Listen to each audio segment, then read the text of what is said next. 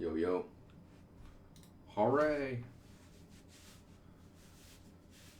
Oh, man. Hey, Corey, right at the beginning of this, we're going to talk about the smoothing groups thing I was talking about. Give me 1 minute and we'll get this started. What's up, Daisy?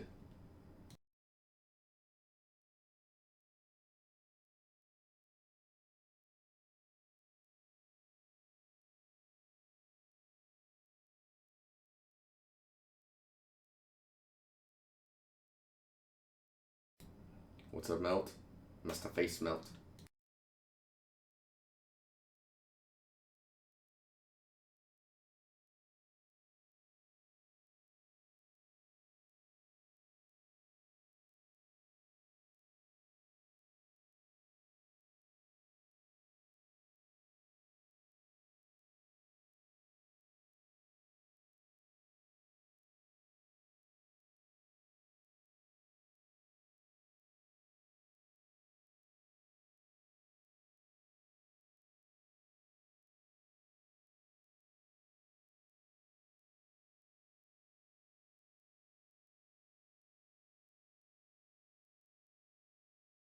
Yo. How's it going? Man, it's been a while since I didn't stream on Thursday. It feels like it's been forever. You can see I got a hoodie on. It's getting cold here.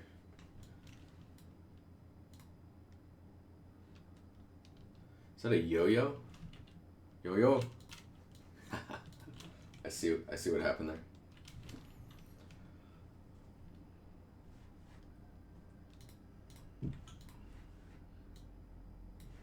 All right, let's do this. So, Corey, we were talking, a few days ago, a day or so ago.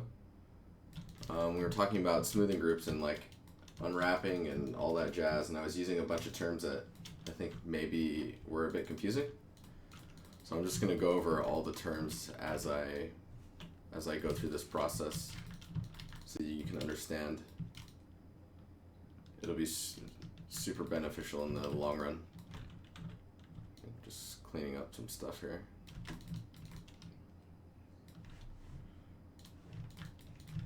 Okay, so we have our model here, right? I think I've got the other ones too. These are the low polys. Whoa, that's not the low poly. Hang on here.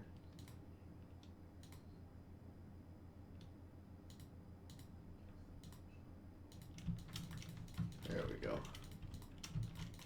Okay. So let's say we want to be baking this out, right? This is the, what is this, top underscore LP for low poly. Okay, so looking at this guy, when you bake normals, the information that is on your low poly will also transfer over to your high poly. So if I turn the wireframe off on this, you can see these hard edges from the, because there's no smoothing groups or no soft edges. So in 3ds Max, you have smoothing groups. In Maya, you have soft and hard edges. So the soft and hard edges for people that are using Max is like if you have a smoothing group A or smoothing group 1 and smoothing group 2, where they meet, that would be a hard edge, like in Maya. So in Modo, it's like Maya, it's hard edges, but it kind of works the same way as Max does as well. It's just a matter of like how you want to use it. So we have this tool here, which is native in Modo 10, I think. That's when they brought it in. So and this is just like, oh yeah, I have this new tool too I can use. So this one right here is like, well, this is gonna be weird. I can erase. Okay, cool. So this one is for hard edges and turning them soft. So green for soft. This one is for making edges hard. This number here, 40, is the angle at which you decide to make an edge hard. So in my workflow, I tend to grab all of the edges, smooth it, so make all of the edges soft, and then I crease once an edge goes over 40 degrees. So like to give you an idea of what that means, if you let's say here, I guess I could just do it. Let's just do it. So I make it all hard, or all soft, and then I crease on a 40-degree angle. So whenever the degree goes past 40, it breaks the edge and makes it a hard edge. So if I turn wireframe on, you can see, this edge here is a hard edge compared to this poly and this poly, and that's because this angle goes beyond 40 degrees. But if you look at this edge, it's still soft, which means that from this face to this face, that edge is not surpassing 40 degrees. It's probably close, but it's not surpassing it. Once I do that, let me just erase these. Once I do that, there's this button here which selects hard edges. So then you can see where edges have become hard edged. And I use this to kind of proof check everything to make sure there's nothing weird. So like for example, I would say that this section's weird, and I would just go in and manually select these faces and manually make that hard edged. So everything, if I do this, you can see now that you have hard edges going all the way around it, which is basically separating this little chip out. Now the reason I'm doing that is because these hard edges are what you end up using in this workflow that I use. These hard edges are what you end up using to decide where your UV split apart. So if we look at the mid section, this piece, I've already went in and cleaned up the edges where I thought they should split. So I do the auto 40 degree, and then I go in and I split it wherever I think it should split. And then with all of these edges selected in it's like this in Maya and Max as well, but I'm not sure if it requires a plugin or not. But if you look at your UVs, I'll just make a new UV set so you can see. So here's my UVs. There's no UVs yet. If you select all of the faces and just do like a project from view, those are my UVs, right? They're all overlapping and horrible. If I go into edge mode and then select all the hard edges, I can unwrap based on those hard edges. So unwrap tool is what you would use in Modo for it. I'm not sure what it is in Maya or Max. And then you just click the viewport, and then it basically separates out all of your stuff based on those edges that you've selected. Then I just go in and select these, orient the islands so that they're straightened up a bit, and then I do a check for islands that I know won't be visible to the player. Move those out of the space. These back ones won't be viewable to the player either, so we'll move those. And then we just select all of those and pack them, or not yet, hang on here. I need to go in here.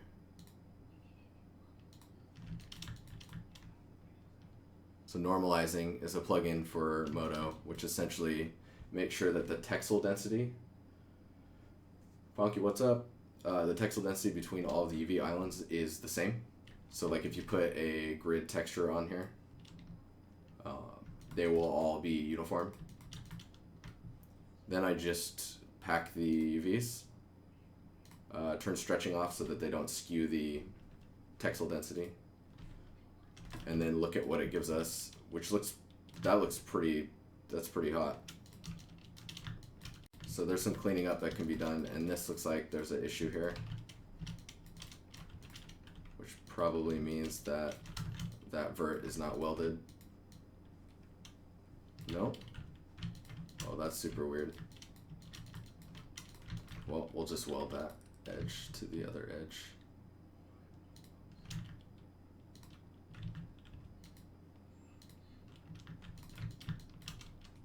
Just relax that.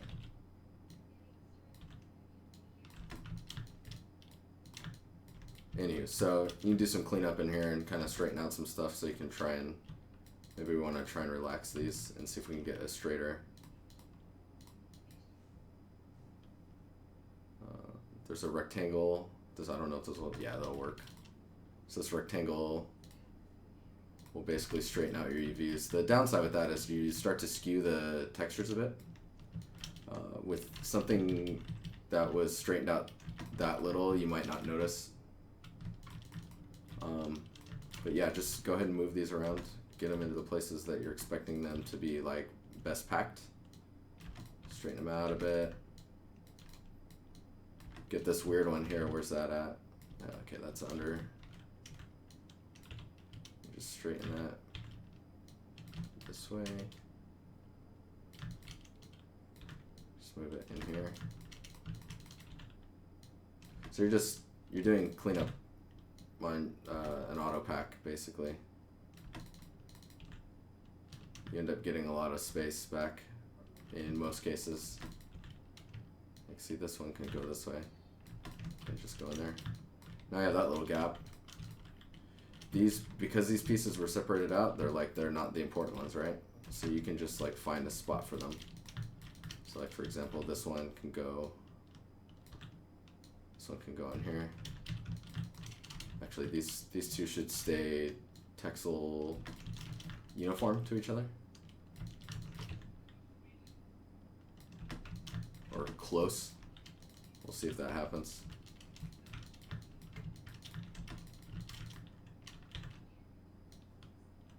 So I might be able to squeeze this stuff over here.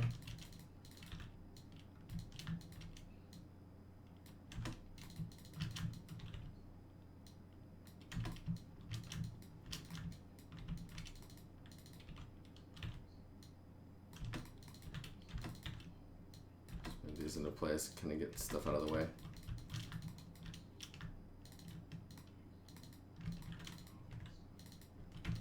Oh yeah, and I didn't delete those UVs. They just hid the mesh.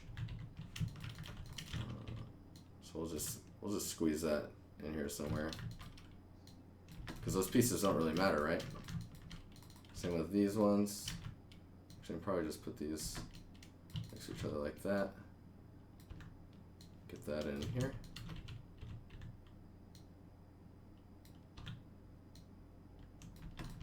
So this I would consider an okay UV map. Like if you highlight it, then you can see where the gaps are.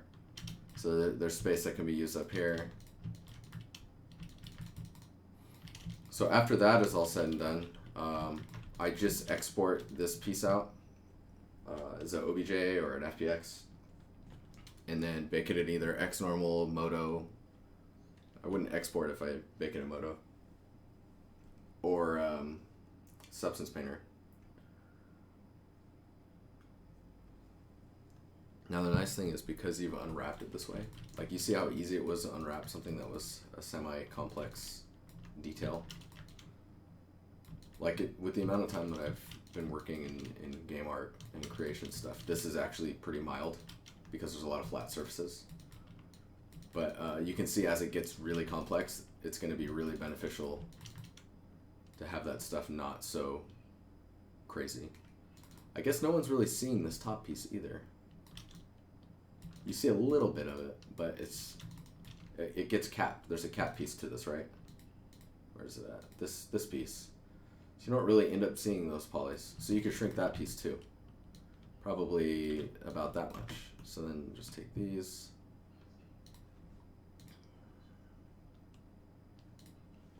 Oh man, now it's even even more nicely packed. Oh, except, oh no, it kept the, okay. So I guess if I scale this down, and I tell it not to stretch, it should pack this inside without scaling it. Yeah, it does. Okay, cool. So now I have this. This is a pretty good UV set, because, like, you want all of your fidelity, like, these ones aren't even that important. Because you don't end up seeing those ones, because they're side to side with other stuff. So we're going to shrink that down maybe about that much. And then let's pack it again.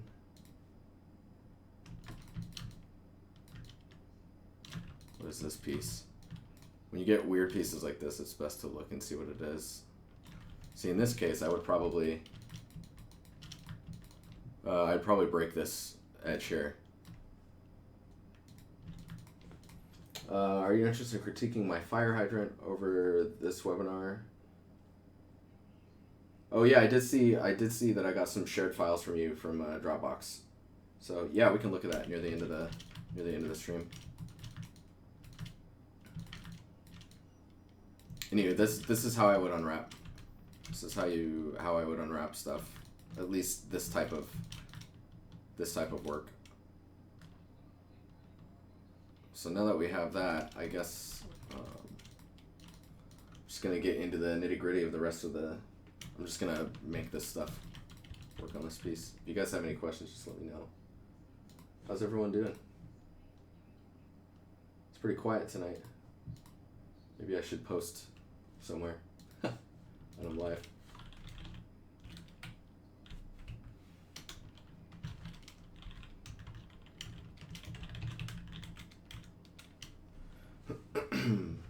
Anywho, cool. Let's keep going. So I'm going to ditch this UV set, but I probably should go look at the other one.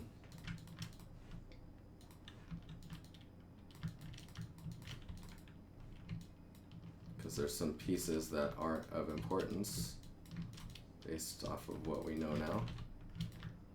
Scale these down.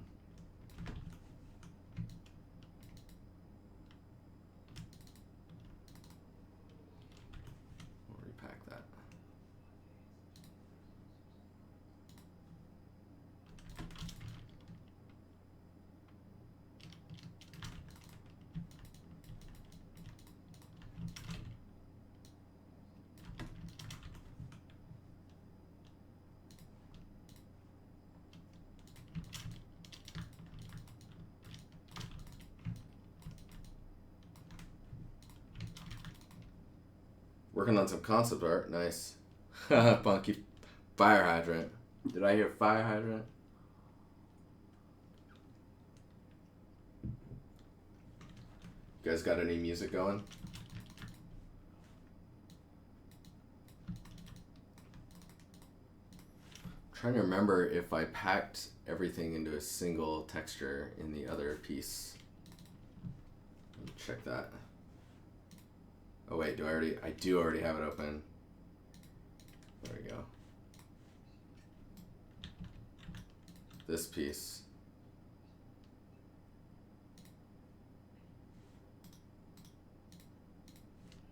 Oh, all these delays.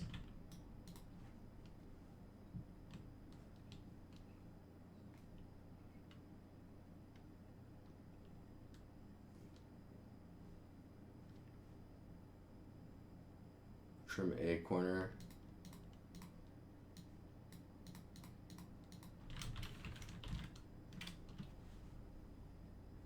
I did bake them separately. Okay. Good to know. Okay, cool. I'll just leave this. So I'm gonna have to actually, we'll go through and approve. We'll approve each of the pieces. So this piece has already been approved. Oh yeah, I need to split this.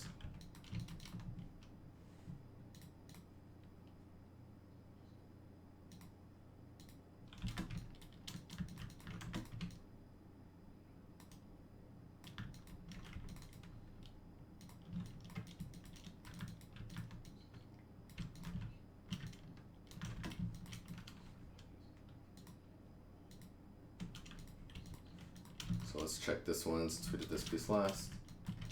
Too much coffee, what's going on? Hello. Okay, so that one's already been shrunk. What about these back pieces? Those have not.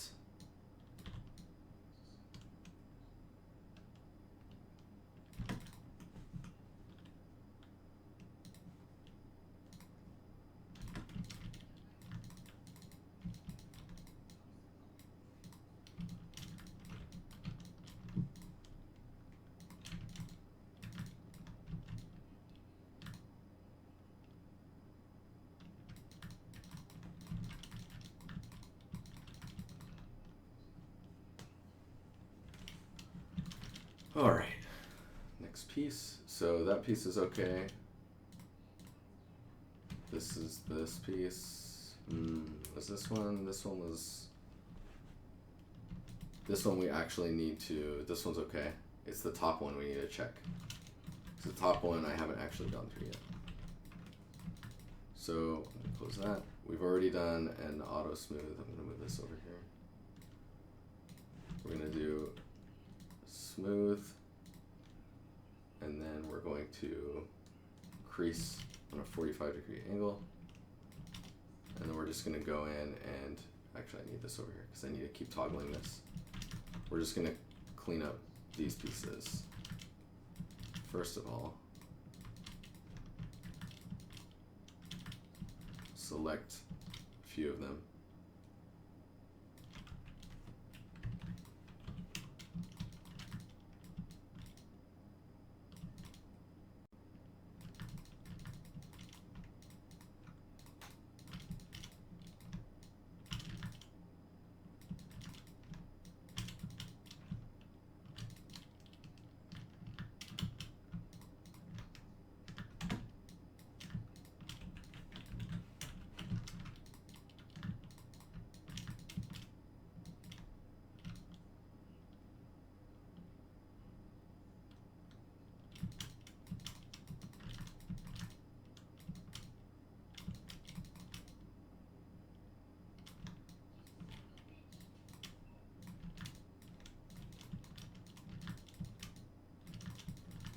Let's review this now. So this one right here is probably okay to break. So we'll just make this its own group.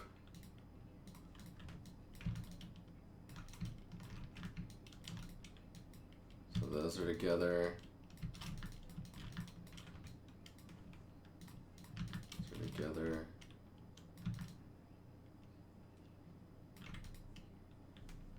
And break it there.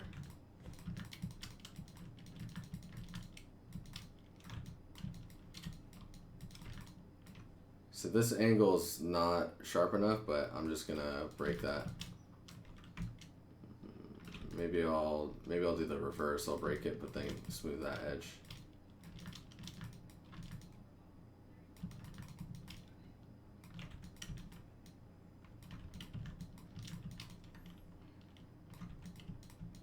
This one,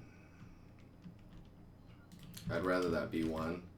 I can see there might be some issues there, so we'll have to make sure and double check that one.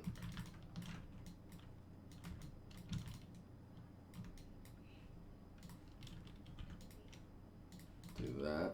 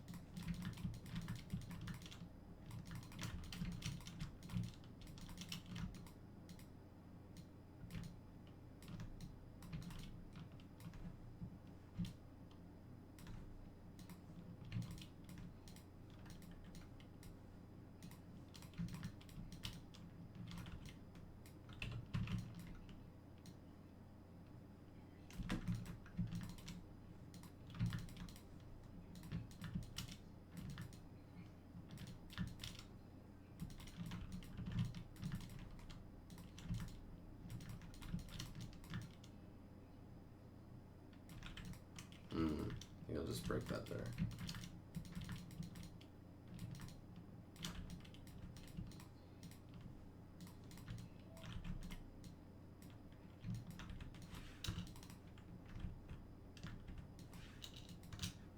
Oop.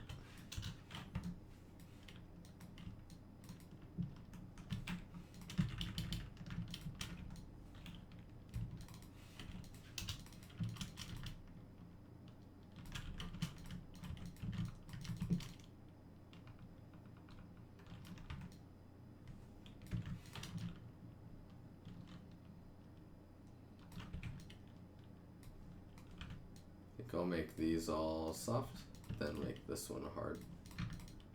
We'll see. I don't know if that'll work well or not. Well, these edges actually look like they're not needed.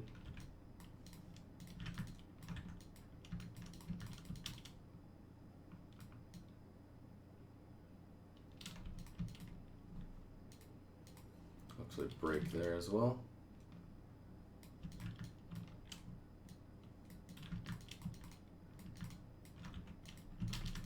Oh, look at that.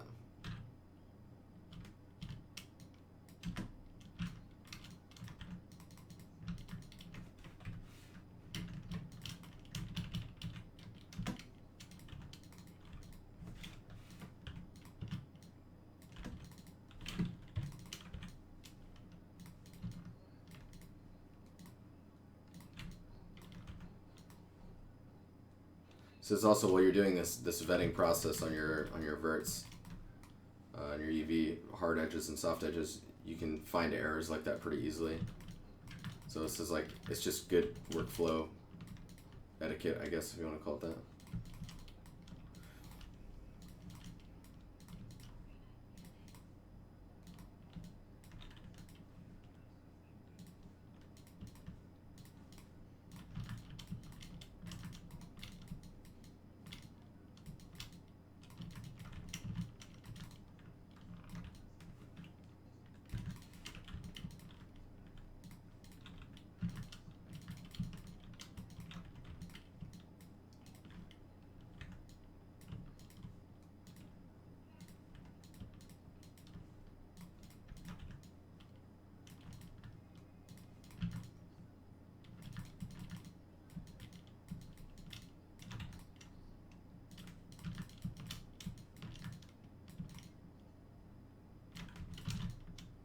See what this thing's doing. God, it's doing some weird shit.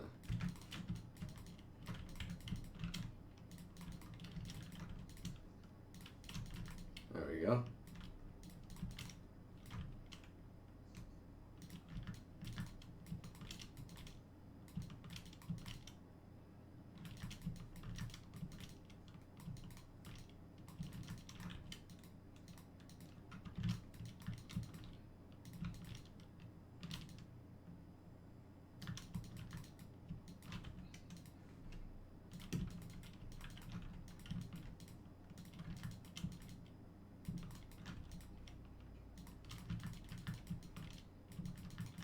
Oh, this is actually follow suit with the others.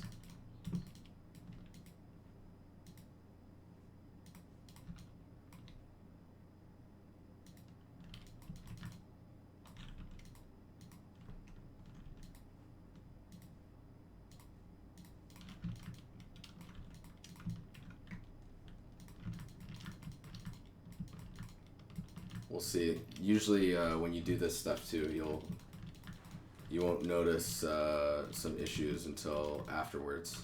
Like, oh, should have done it like this, and then you go and just fix those. Like these ones might be a bit harsh. Just fix that.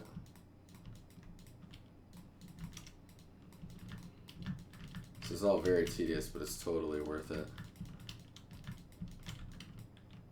In the long run, to get results half as good, you end up having to do this type of stuff anyways.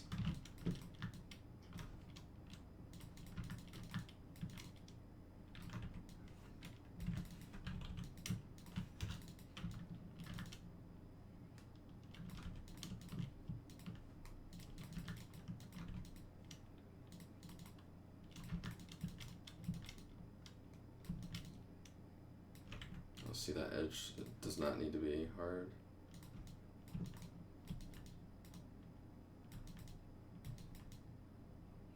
So one downside is this piece here. If I, let me see here. Yeah, this piece, for the most part, I think I'm selecting it all correctly, is one giant smoothing group. Which, when you unwrap it, you think about it, that's like the shape that's going to be in the UVs, right? So it's best to maybe find a spot where you can break it, where you can split it, which is not going to be too easy because I'm just going to do it right here.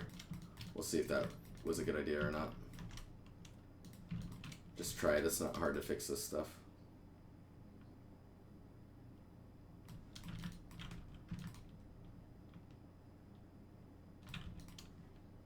I'm actually going to make that one hard and this one soft.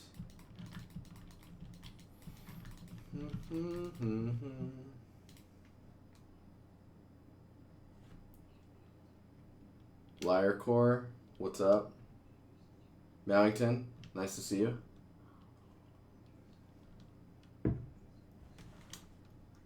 Oh, I forgot to start my countdown madness.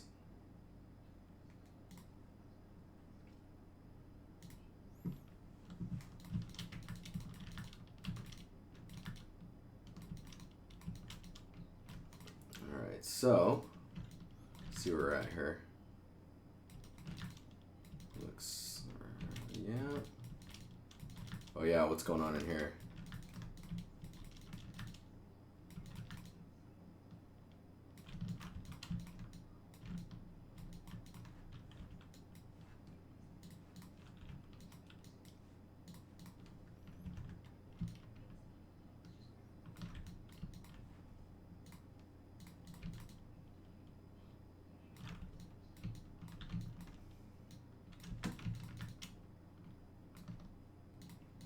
We'll see if that's okay. I have a feeling we're gonna go and look at that again. Right, this edge doesn't need to be hard.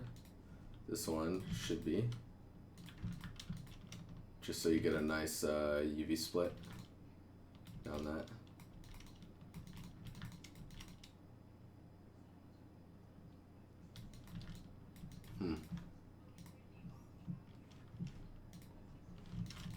Okay, let's see what happens here. Save this. We'll do a UV test.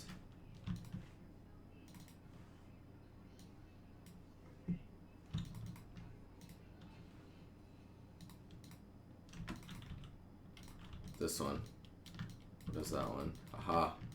Super long piece. We'll just break it here. Just do this. Select the edges again. Do another quick unwrap.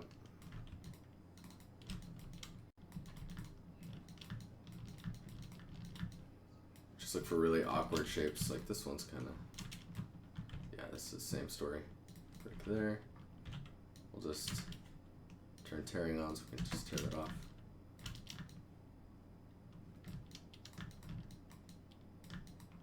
Oh, this is weird. This is probably in the back.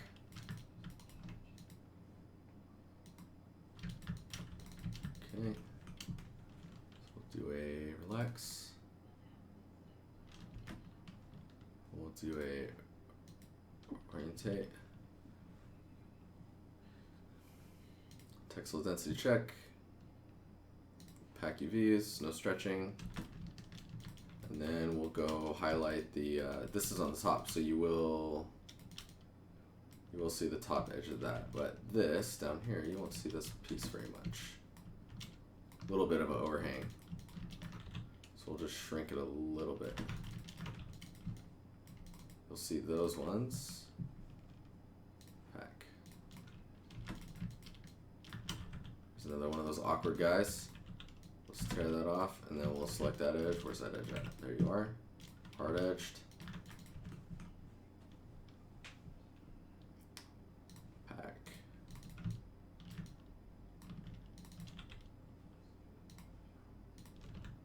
Orientate. We'll just put you over there. Just looking for any issues, like this guy. Still causing problems.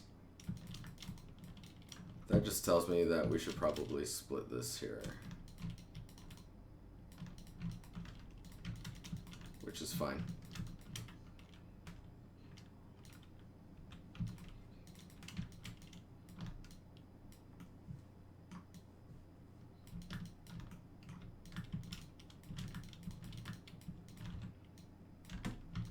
Alright, pack that again. Now we're getting some really weird, okay.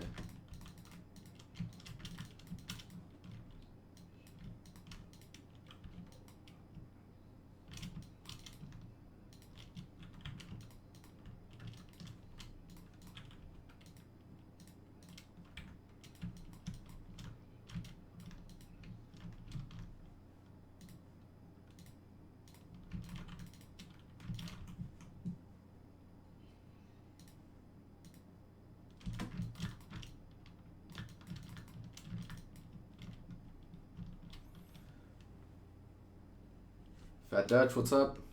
What's going on?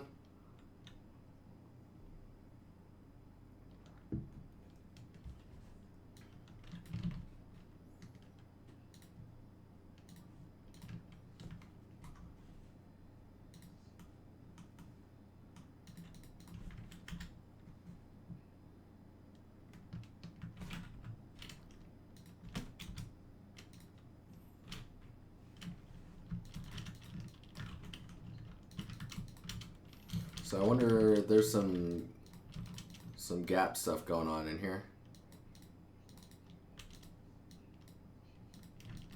Wonder, yeah. If I rotate these myself.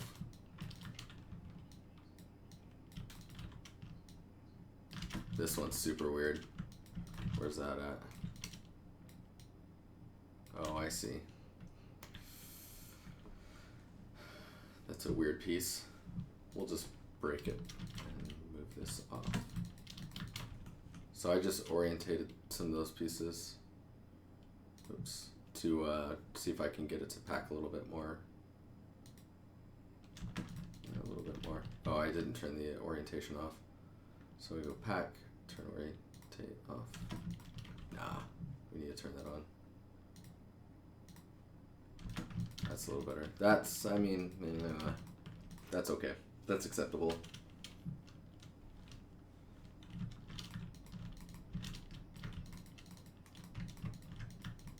Okay, so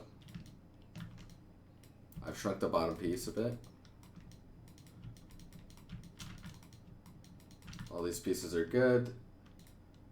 These ones are good. So we got top, mid, base. Take all these UVs, save it before we crash something. Pack it. Pick it and pack it.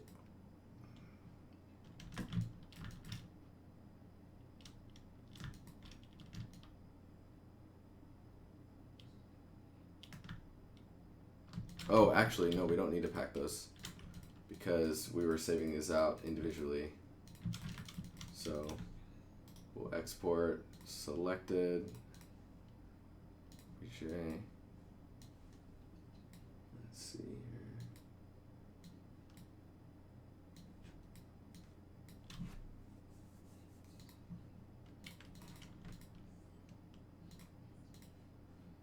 This is actually trim C, I think.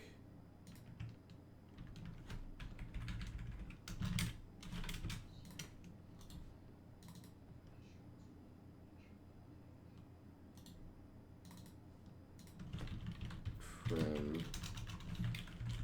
Just doing some format stuff. Okay, so we exported all three of these out. Get Substance Painter up. Depending on these shapes and how much skewing happens in the normals, we might need to make a cage.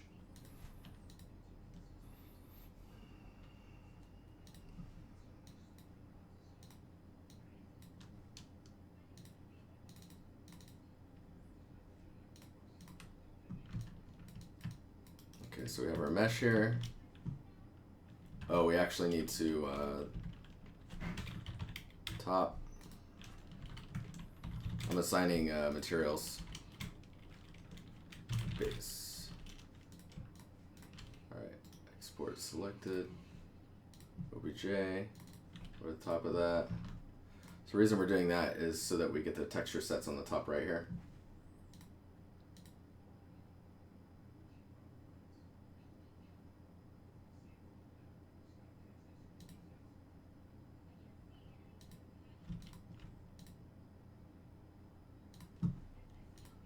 If you ever need to swap your model out for an updated version, you just go in Substance Painter, you go Project Configuration, and you can see the mesh that it's currently pointing at, just repoint to it.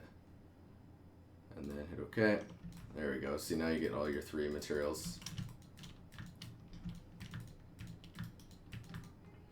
Okay, so we've got this piece. Let's get the rest on here. This is the part where we need to open up ZBrush. Ugh.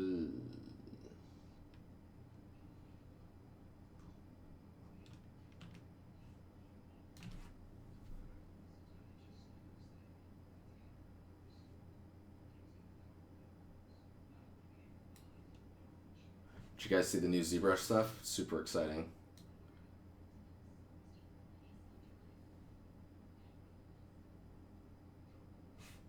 Super, super exciting.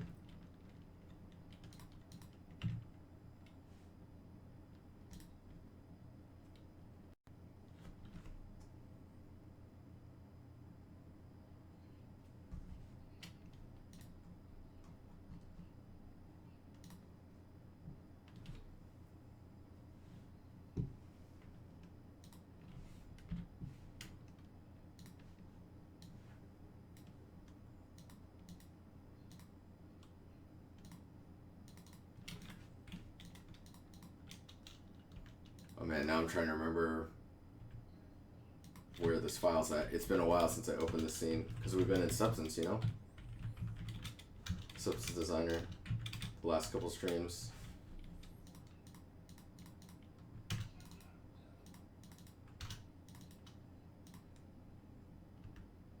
It's not this one, is it? I don't think it is.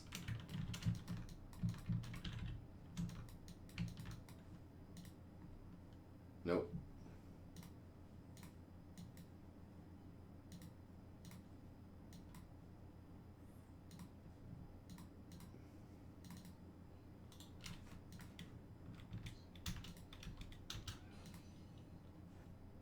Oh, actually, I think this one.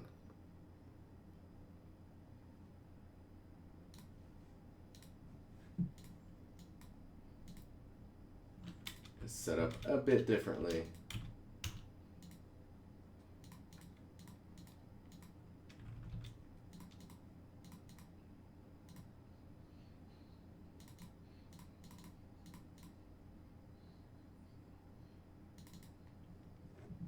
See if it's this one.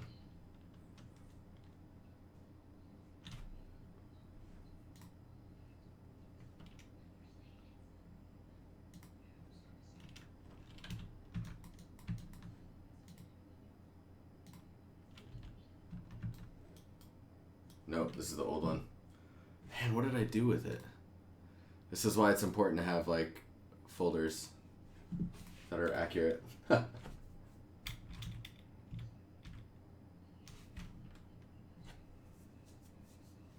I'm like, no, it must be this. We'll see. That's that corner. That's the block out for it. Yeah, it's a different file.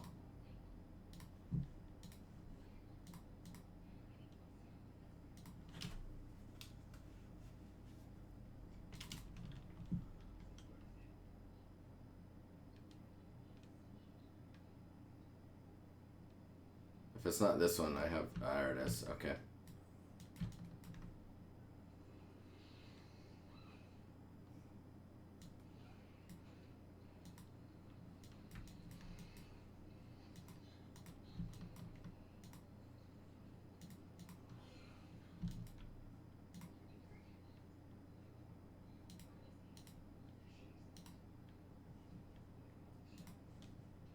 So now we're merging all of the things that we know are in the same group, so we can export.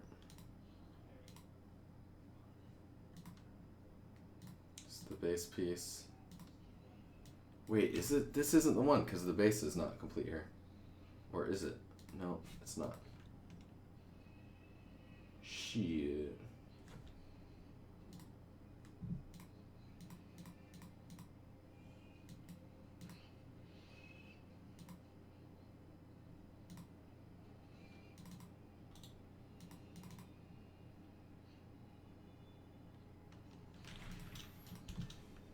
Boy, you guys are quiet tonight. Super quiet. Didge, what's up? Weezer, how you doing? Nice to see you guys.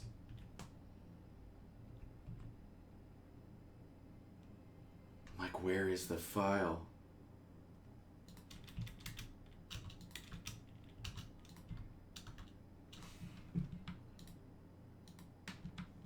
I wonder if it's in here.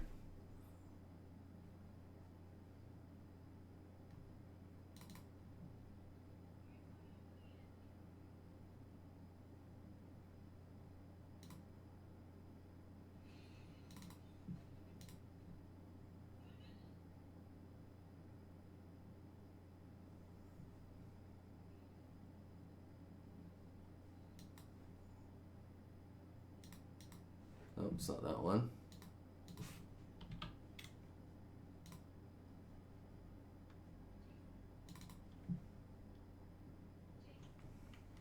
Marin, what's up? I'm working on a temple scene in my spare time when I'm not at work. So it's this place. Just do this. This stuff. So right now we're prepping to export the high poly for this corner piece.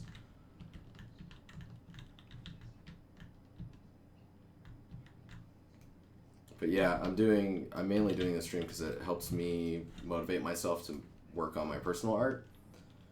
And then, you know, because it's difficult when you work on this stuff all day at work and you get home and you're just tired. You're just tired. It's not, nah. Let's see if it's this one.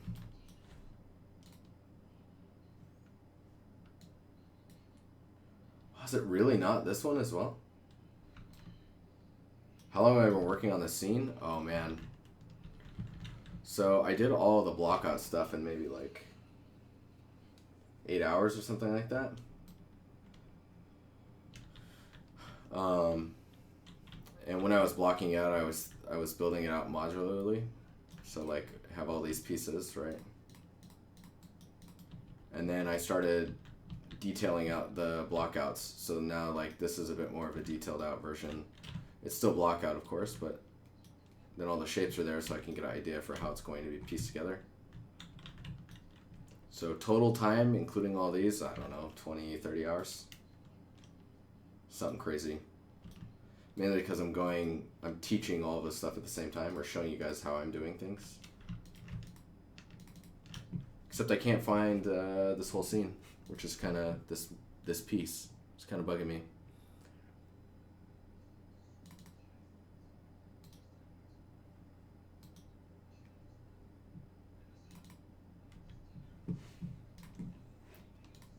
Gotta keep looking, I guess.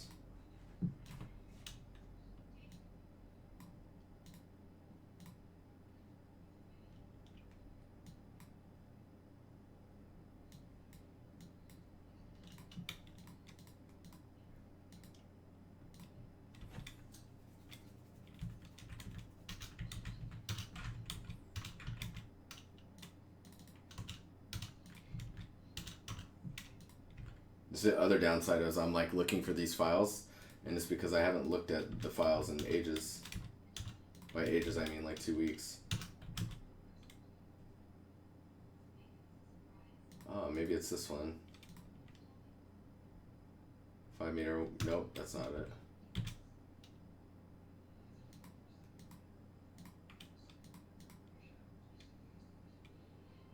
Wow, that's super weird. Thank you, Marin. The relief I actually modeled in, where are we at here? I modeled it in here, but I modeled it in a tileable state. You're talking about this stuff? Yeah, if I turn the...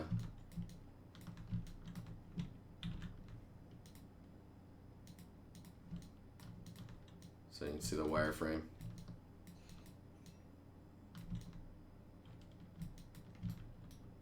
Because I'm a bit crazy, I guess. No, it feels nice to model stuff out like this. It's fun. Okay, let's... God, I need to find that file. It's gonna bug me.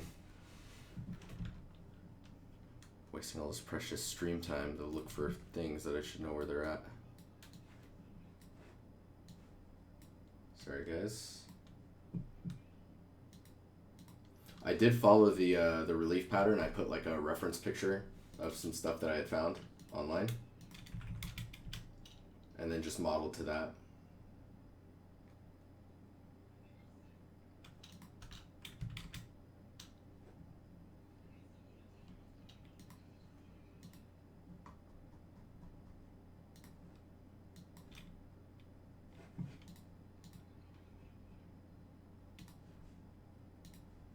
Also, there's no music on the stream. If this is your first time here, Marin, you've been here before though. I swear I've seen your name.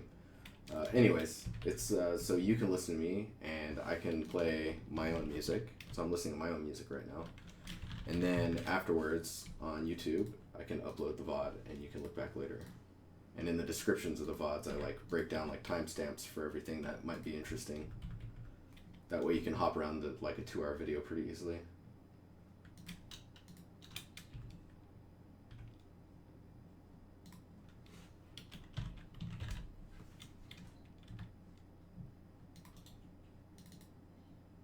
ZPR. I'm doing a search. I'm using the search functionality.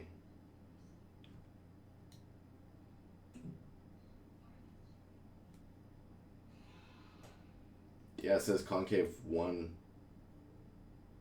is the most recent. That makes no sense.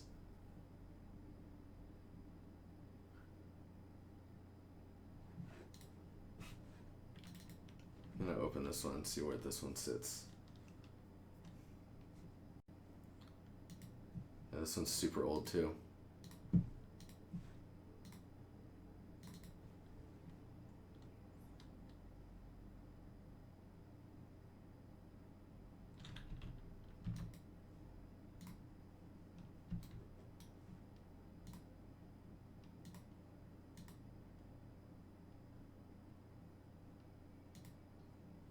Oh, no. I got all excited. I was wrong. Man, what did I do with that file? Anyways, Marin, are you an artist? Are you learning? You can join our Discord. Whoops. Discord. There it is. At Discord. Jesus. There you go.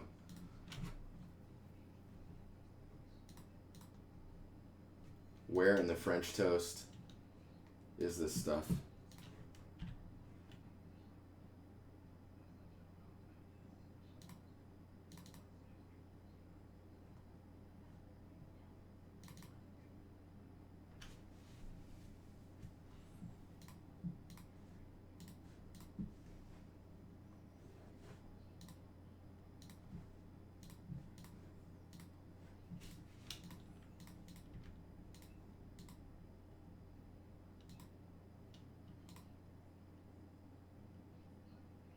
Oh. Did I find it? No, that can't be it.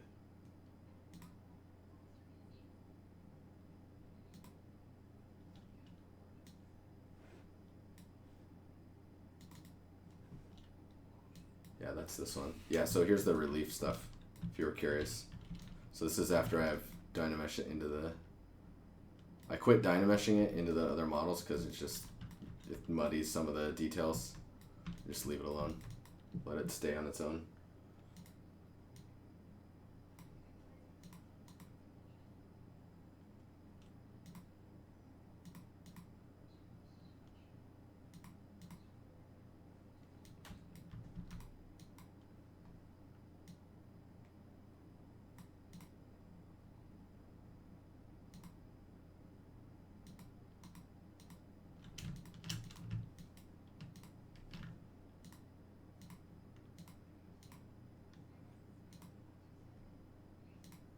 Man, maybe I'm gonna have to remake those pieces.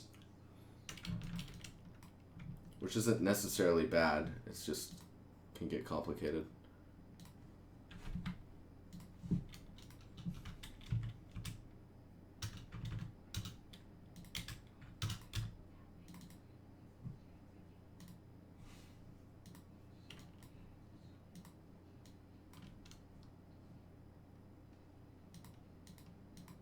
Yeah, I keep coming back to the same files. I bet I saved it somewhere and it's at work or something. That sucks.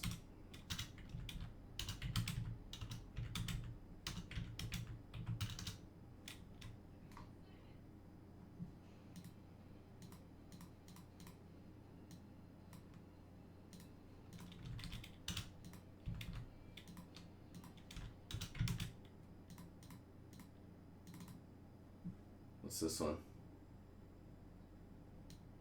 Oh, I found it.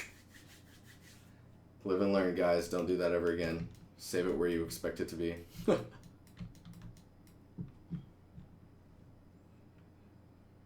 Okay, so we need to merge.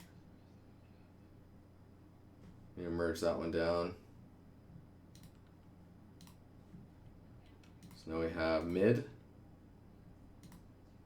We've got the base. Oh, this needs to go to mid too.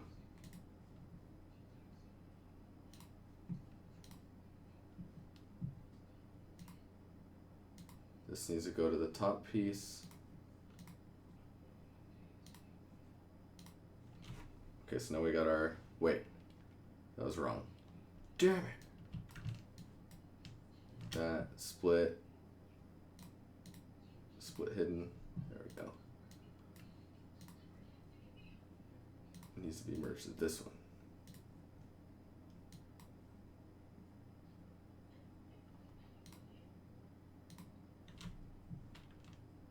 Okay, so now we got our mid, our top, and our bottom.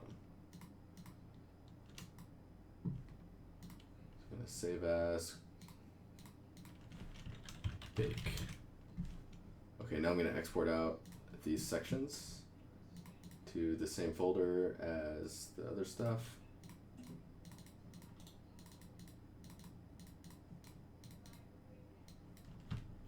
So this one is mid HP. Might take a bit.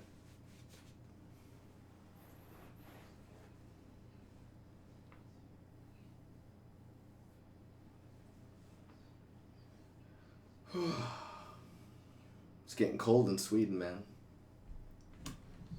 It's fun, man. It's real fun.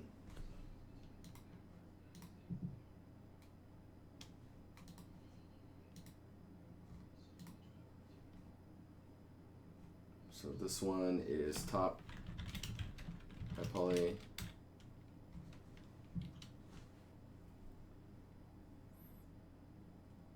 I sense something is going to bake horribly wrong first go around. Sometimes you're lucky and it just happens.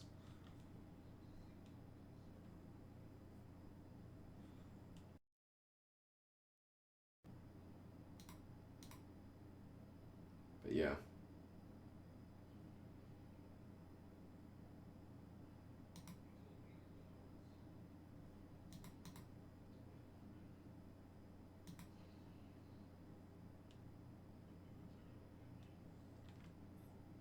Oh, that is super weird. My sound just went out. You guys can hear me okay?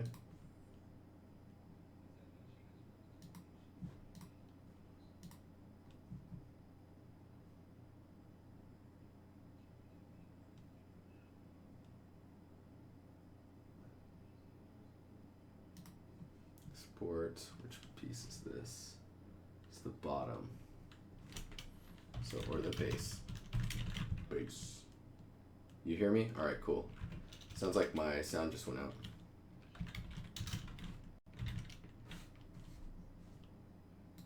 For me. So I have no music right now.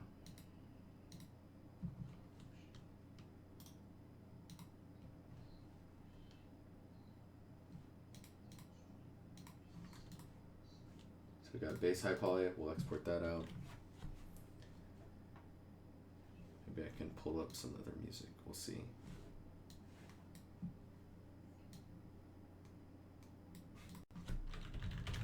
I probably don't have sound at all, is what it sounds like.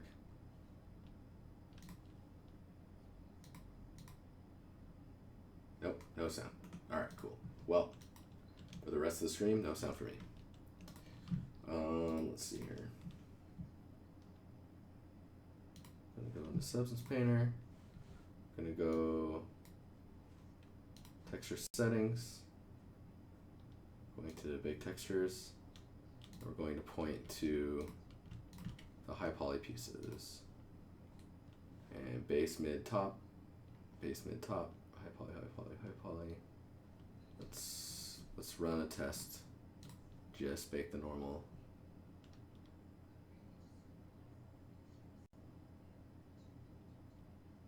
All texture sets. Let us see. How you doing, Punk? Punky? Punky. What do you said you were painting, right? What are you painting?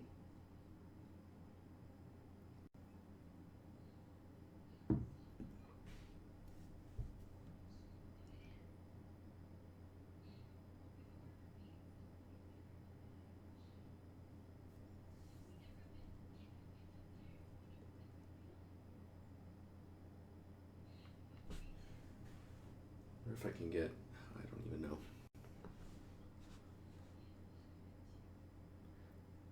Maybe my video card or my sound card is starting to go. Oh no, it wasn't you that said you were painting. It was someone else. It was Face Melt. Face Melt said he was painting. That's right. So this is probably taking a while because I did not decimate down those meshes. Just gotta load in 3 high poly meshes and then bake them out individually per thingamabob.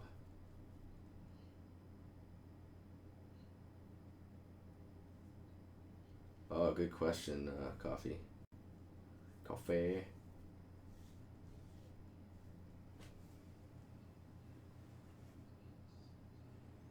Textures, what are you experimenting with? And maybe I should have made these textures smaller or decimated the meshes. It's gonna take ages. This might be why the music stopped. Maybe it's allocating everything it can to like baking.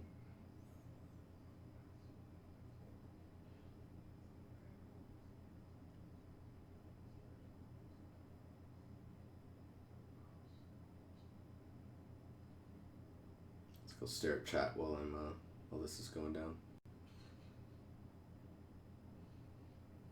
It's for sure churning through this stuff. It's just how long must I wait?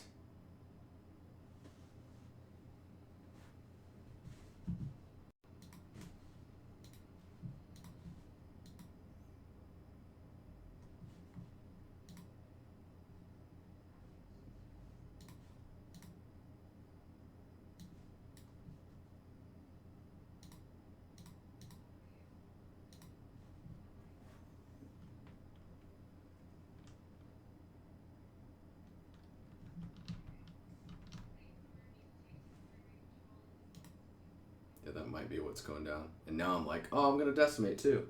Because that's a great idea. Let me know if the stream starts to get choppy or anything. Oh. I got one of the bakes. Oh, I got the base done and the mid part done.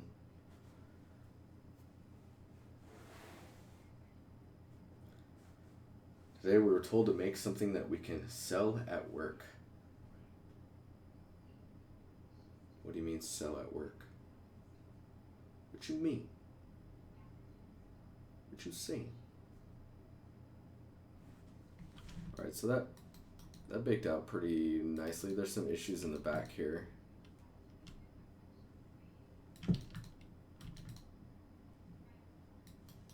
But those might not actually be that bad. Just because, you know, they're in the back, you don't see those.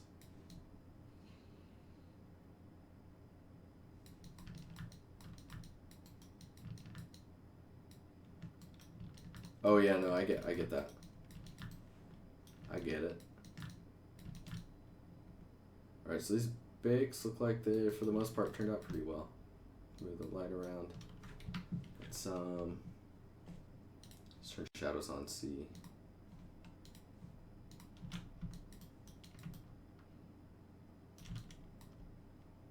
Yeah. Different environment, maybe.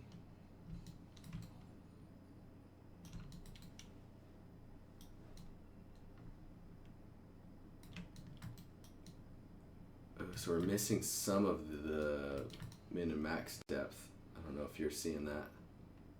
Like in this area, the baking is not looking far enough in the depth.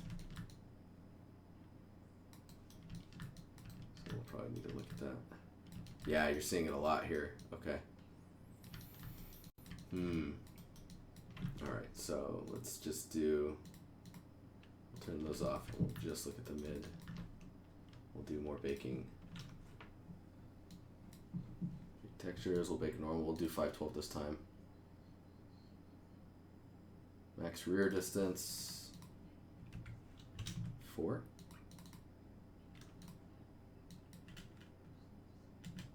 0.01. Let's see what that does.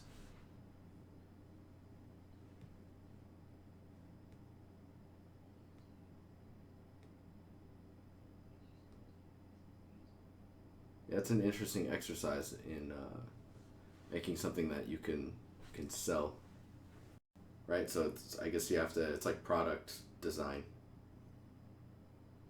That's still not. Oh, so okay, so that got even worse. Okay, so let's. Max frontal might need to be 4, and then this one maybe is 1. So basically we're looking for the, I guess while this is going, I can draw out. So if you have an object that's got details like this, right? So you've got an indent, this is the facing out. So you've got an indent and then you got like a spherical shape. When you're baking, it's looking for, when I'm saying min and max checking, where's it at? Hang on here. The max frontal distance and max rear distance. When you're baking, what that's looking for is this is your max rear distance and this is your max frontal distance. So if your frontal distance is not far enough, you'll actually, all this information here won't show up in your normal map. So you'll see a flat, the sphere will be flat on this top part here. If this, if this one is too far forward, you'll get the same problem where basically where it's cutting in, then you just get a chop here. So in your bake, you just lose all this information back here. So that's what we're fighting with right now. Yeah, and I'm still seeing it in this area right here.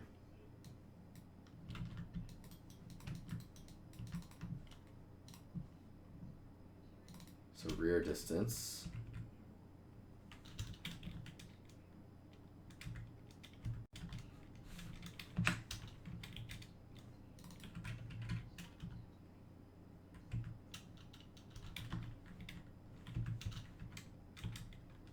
Try that. That sounds ridiculous. I don't even think that's going to work. And maybe I'm looking at the model wrong. Let me look at ZBrush file real fast. Oh no, it's that might actually be. That might be right.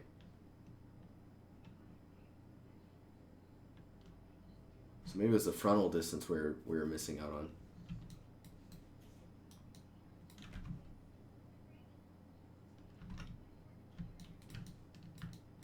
So obviously this is really low res, so it's hard to tell what's going on, but okay.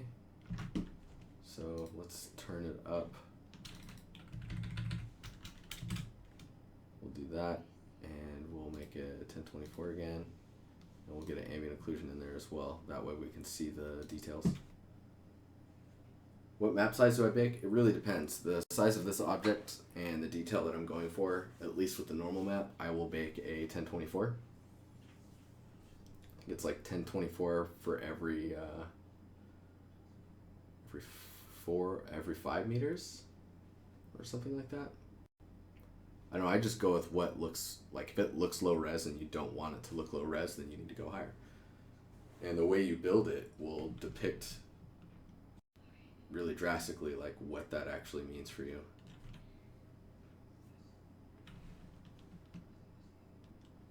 Let's see if this ambient occlusion helps at all.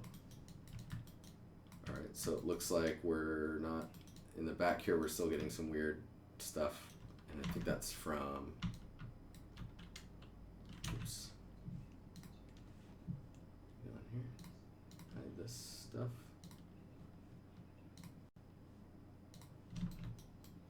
That's from this cube thing being here. I don't even see that cube that I placed there to fix the, there's a gap.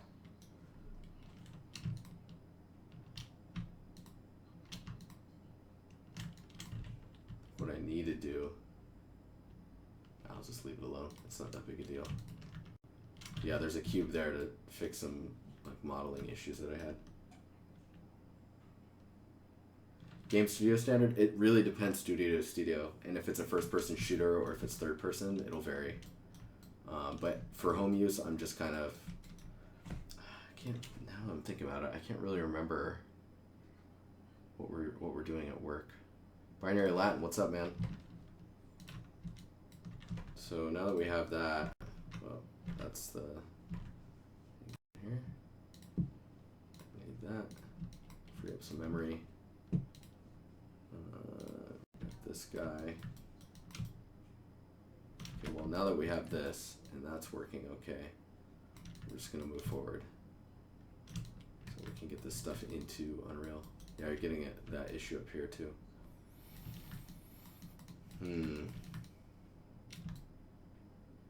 Oh man, you're getting it there too. What the French toast? Well, let's see what happens if we turn all these on and we bake the other guys too. Turn the shadows off. So you can see what we're doing.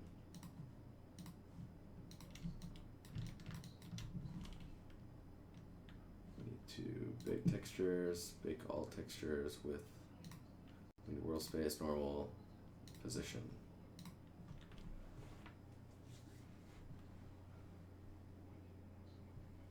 So I think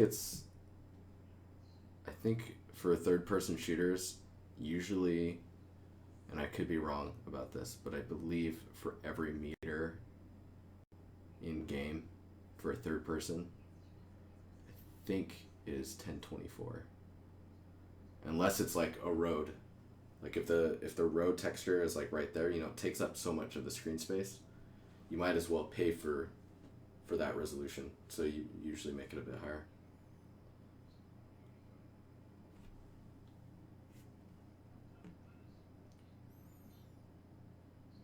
But yeah.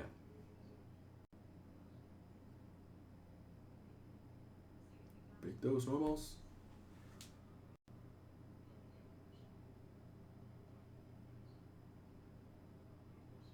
But like for example, this piece, I'm going a little overboard, I would say. The top piece is a 1024, mid piece is 1024, and the base is a 1024. It's a little crazy. But I don't know. I want it to look good. I'll let my tech artists at work tell me what I should be baking. What are the rules? Because like you'll have like an internal website that has all of the stats for like this is how high this needs to be, and this is texture resolution needs to be this across everything, and this and this, and there's all these rules. So when you get home, it's nice to not. It's nice to not. yeah. Hopefully that answers some questions.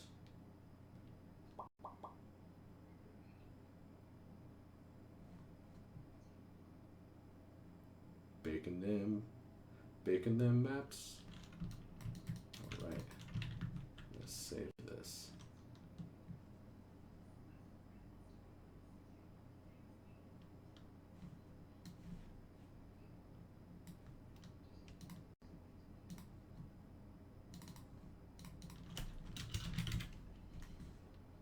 After that saves, then we will get some quick texture work going on.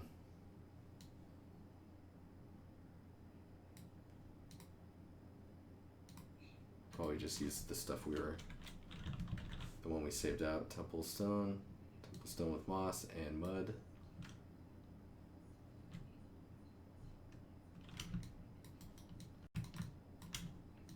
I've been toning down on the mud a lot, which is just going to the mud here level, bringing that down. Gonna bring that down. We'll go to our base, get to the base as well. Looks good. And we'll go to the top. Drag that on.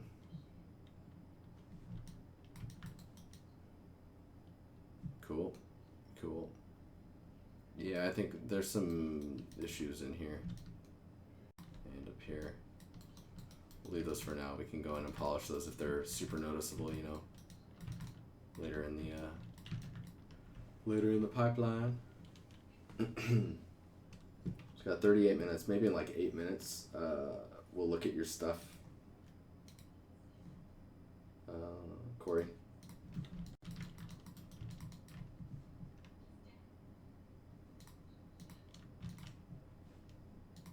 File.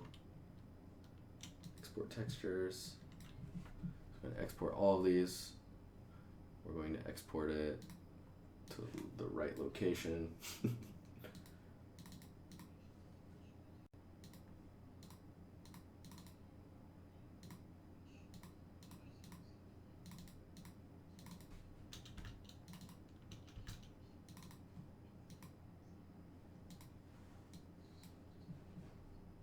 Make sure that it's target.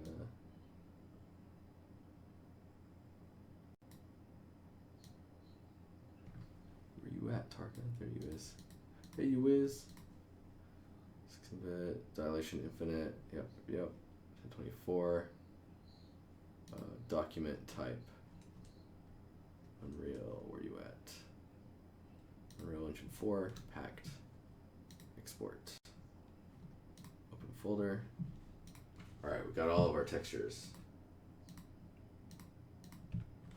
So we need to rename these.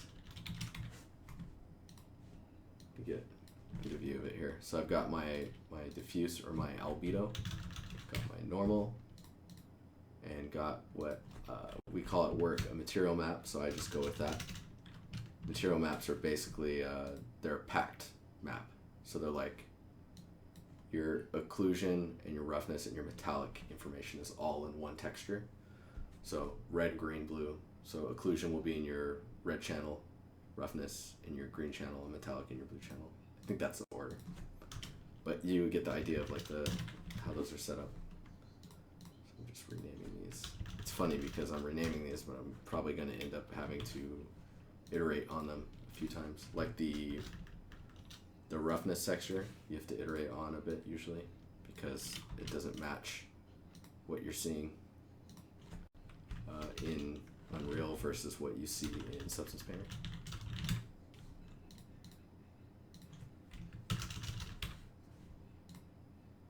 Wait, mid.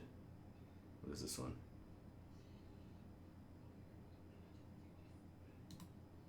I don't know if that's a normal map or not. Is this actually preview? No, Photoshop won't open that. No, it will. Targa. I'm thinking of a different map. Yes, that's a normal. Just forgot to put the N on there. this one is M. All right, then we go into Unreal. We're going to locate this guy. This corner piece, where you at? This one.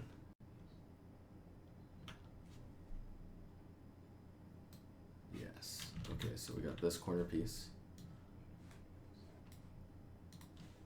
We're going to open source location. Okay, so it's in the old location.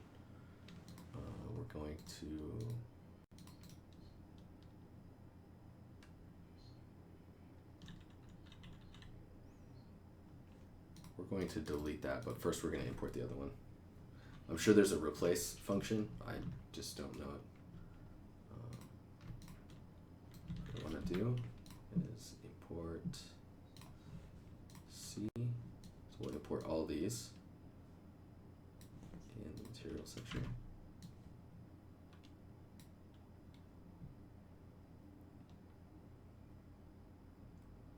Boom, boom, boom. Those are all imported. Then we need to import the OBJ. That's, where are you at here? This guy.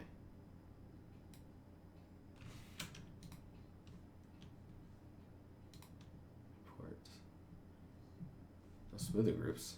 You son of a. Oh, the scale's probably wrong too. Haha. Okay, hang on here.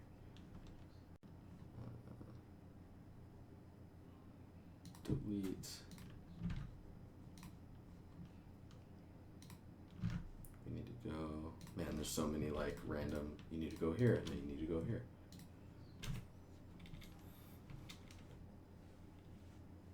Export. Temple. Substance C.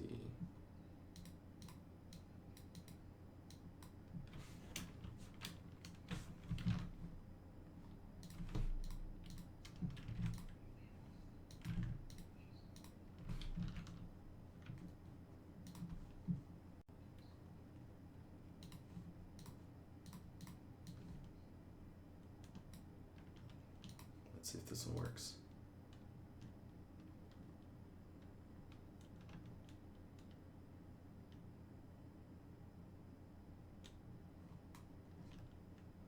Oh shit. That's hilarious. Hang on. That's totally not gonna work. Yeah, I'm gonna get a crash. No? Wow. Yeah, look at that's hilarious. So I've got the decimated low poly in here. These guys, the decimated high res mesh. You get rid of those. Okay. Save as FBX to C. We're gonna go in here. I'm just going to re-import that, and it'll look at the same file. Give me the correct one. Yes, very good.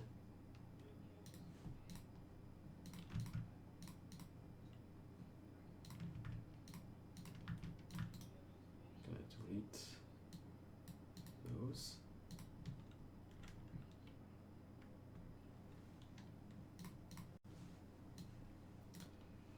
Now,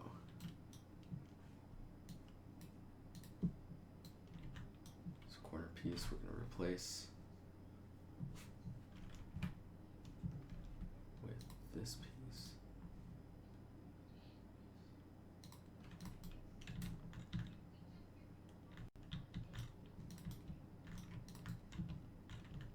I'm like looking for all of the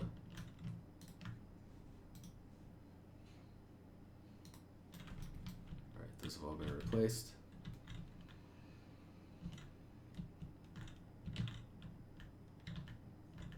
Yes, I'm trying to find a good example area. This one's probably a better example.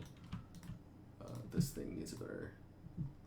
So see this black stuff that's going on here? This just means the height or the height, the lighting override for the texture is too low. I think I've been putting them at 1024. Probably need to just do it to the asset, but in my head I'm just testing things, so.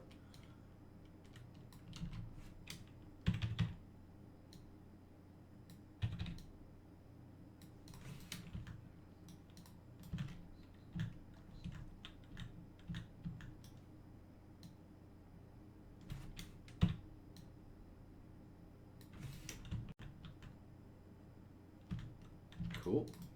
Okay, so that is there. Let me take this, re-import the textures. Create material instance. And we need to call this trim underscore C underscore corner underscore top.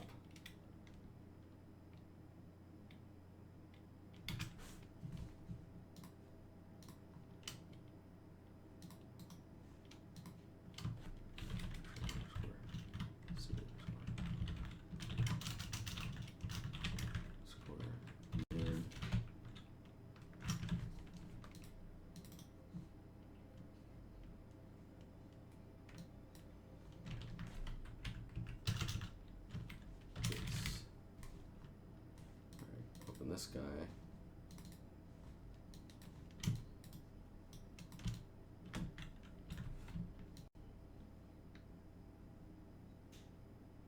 Right position.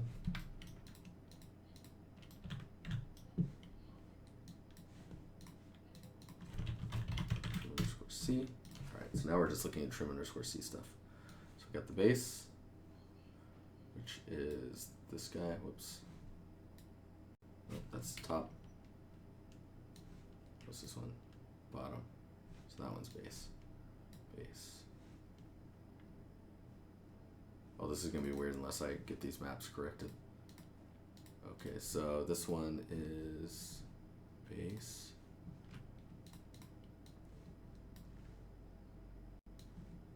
Base material, base normal, base albedo. Save. And mid D, M, and that one.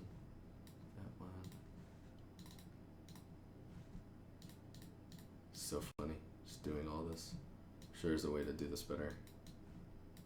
That, save, close, close, close. Okay, we've got the bottom one correct. Mid. Oh, that was wrong. Mid. Oh.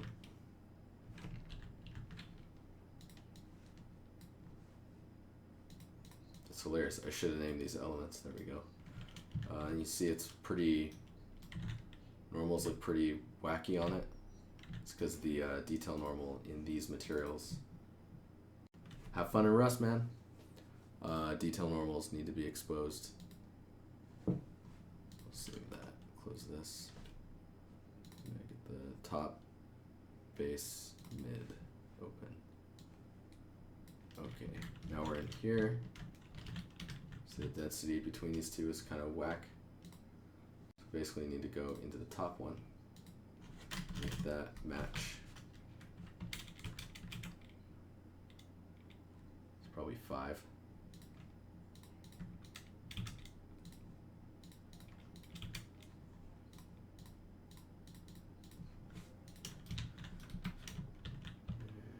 There we go.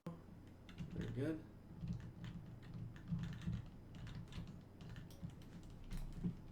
We need to go into this and set up the lighting. Maps to 10.4. Save. Do I turn off Srgb in the? I need to. Where are we at here? In these guys.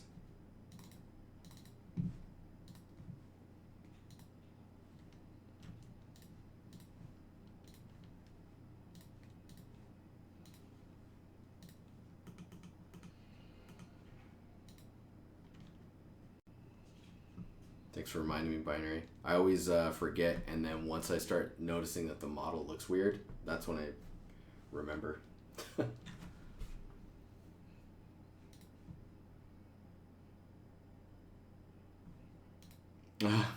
Punky. That's awesome. I may have just crashed Unreal, though. That would be great, wouldn't it? That'd be cool. That'd be great.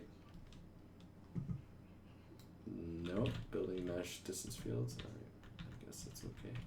Oh, yeah. So see how these are... see the roughness value difference in here? Probably see it in here, too. So there's some, like, more interesting play happening on here. What is it? This stuff. So we've got, like, these little speckle patterns and stuff happening, and you've got this. It's not happening over here at all. That's has everything to do with me not tuning the roughness map like I have on the other ones. I'll show you.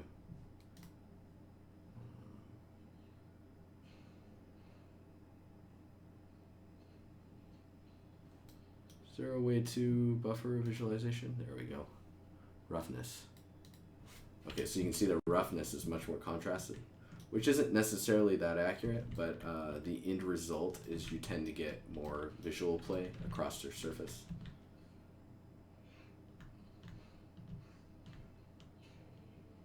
Wow, everything's wrong with these now. What is that about?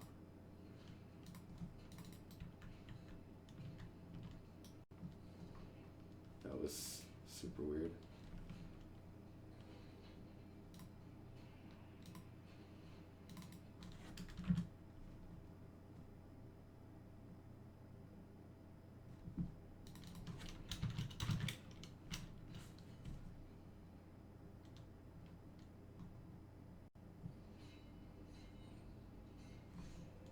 I'm gonna look at that later. But yeah, you get much more like surface detail happening. Whereas like this new piece, while it's cool, it's like really matte by comparison, which isn't as interesting. Okay, let's bake some lighting, and I will download.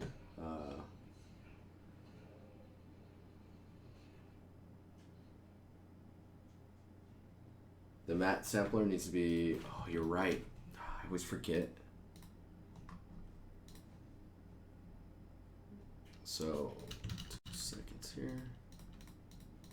So in the instance here,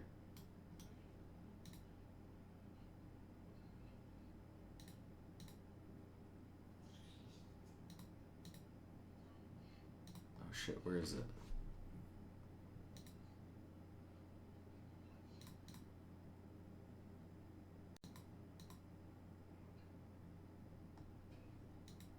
I forget where that's at.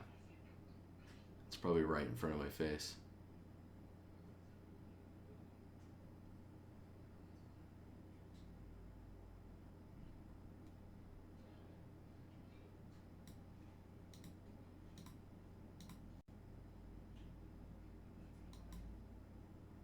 The texture node. Oh, thanks.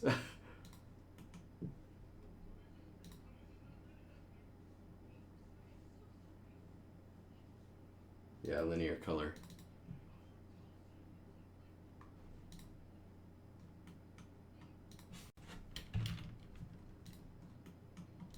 Of course that is an error.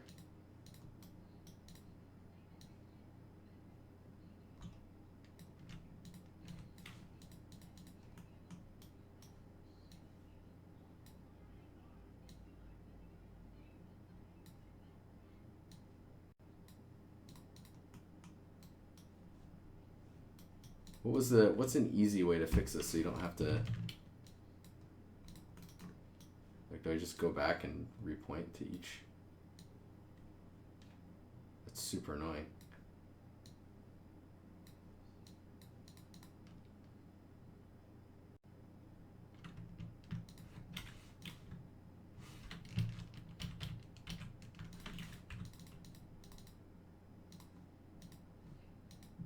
going to say continue. It's going to break everything. All right. And then I close that. And I need to reopen it.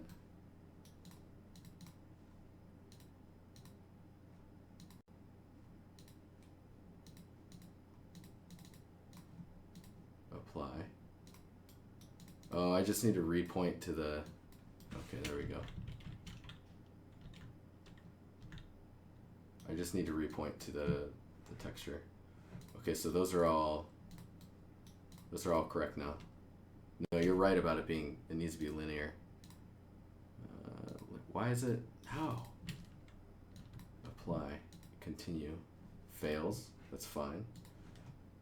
Reopen it, go to the failed, still linear.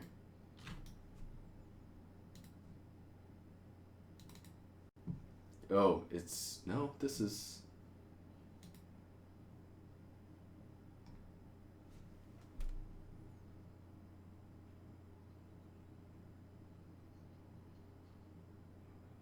oh man, it's hurting my brain, dude.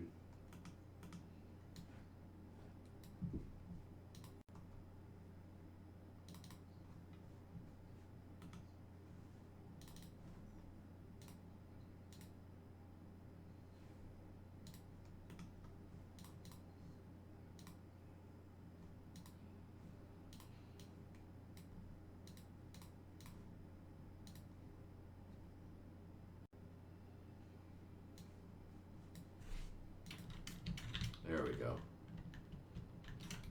Correct. Okay, save everything.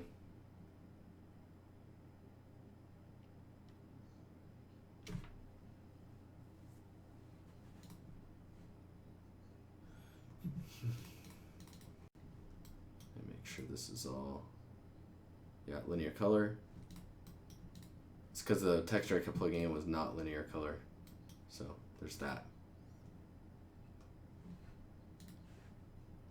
Gonna build lighting quality. We're gonna say high. We're gonna build lighting only. Okay, while we're doing that, I'm gonna get Corey's model stuff that he sent me.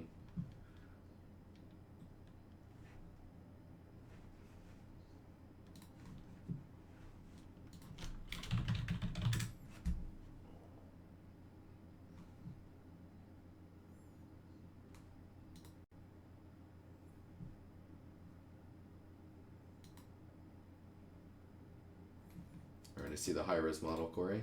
I'm downloading it. Low-res model. I'm gonna download it.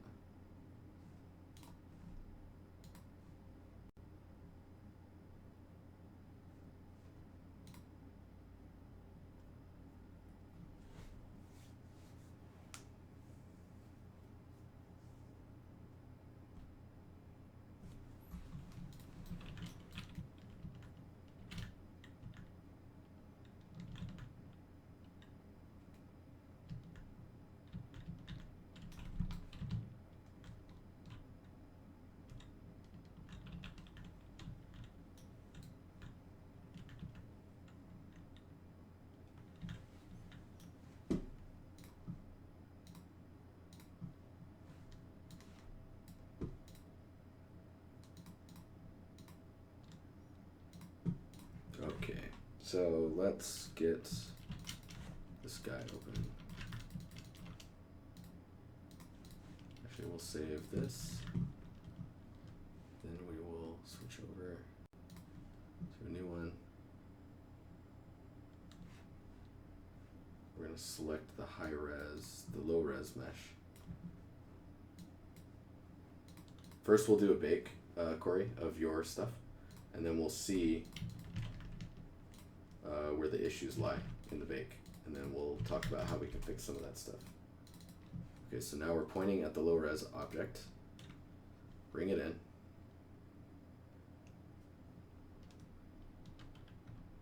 Riz, what's going on? Thank you.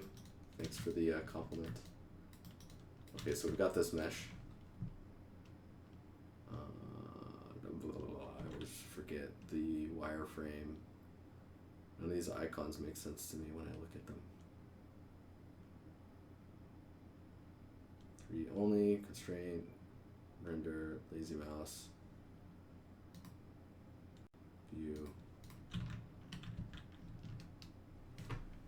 wireframe, where are you?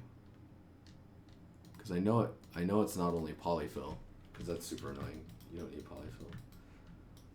So right away, in your low poly mesh, you don't need this loop here. You don't need one of these loops. You only need one there. These ones you won't need either. This one, if it's wider, like if it's this, let's see here. I'm like, what are all these doodles? So, sorry. So this one can just be one, but if this one starts here and ends here, then it would be wide enough to do the bevel. I did not get my low poly from ZBrush. I went in and retopoed it in Modo. I tried doing the low poly in ZBrush automatically, but it just doesn't give me the details that I want. Something usually breaks.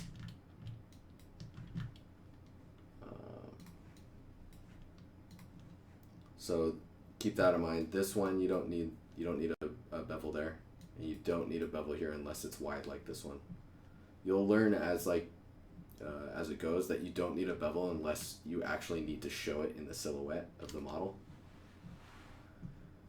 So let's go in and see what happens when we bake.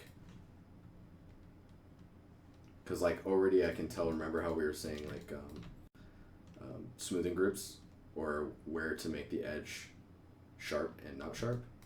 This would be one, and then you would actually take that whole edge and that edge would be hard. Same with this. This would be one and the edge would be hard, because you're already doing hard here as well, it looks like. But there's two hard edges. So let's go here. So you're already getting a nice bevel there. Like if you make that bevel wider, you don't even have to put a normal map through there, right? Okay, so let's try and bake. Let's try and bake the texture and see what happens. We'll do 512.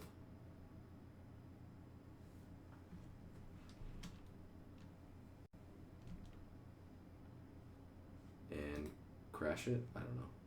Yes. Yes, we will. Nope, we're good.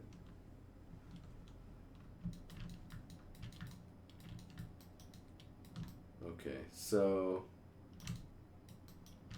for the most part, I mean, it's coming out. You're getting weird. You're getting some errors here, and it might be because of the res. But like, see this bevel here, or that edge there? I wonder if that's because that's where the high poly ends, but your low poly is going further out. You're getting the same problem on these end parts too. But you can see you're starting to get a nice bevel there, so that's cool. This area looks pretty good. I would definitely make this bevel wider, like maybe like that wide. And then this one, I wouldn't even put a bevel there and just let the no bevel being there, it'll still look the same to you, because in the high poly, that detail will come through, the bevel will. Here you're getting a weird issue. Let me see what your UVs look like.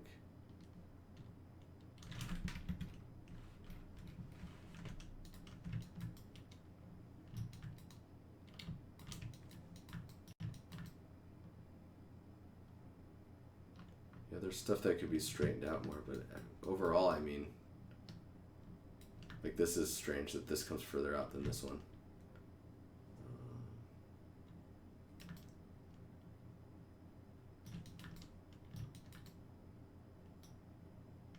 I think I need to see. Import.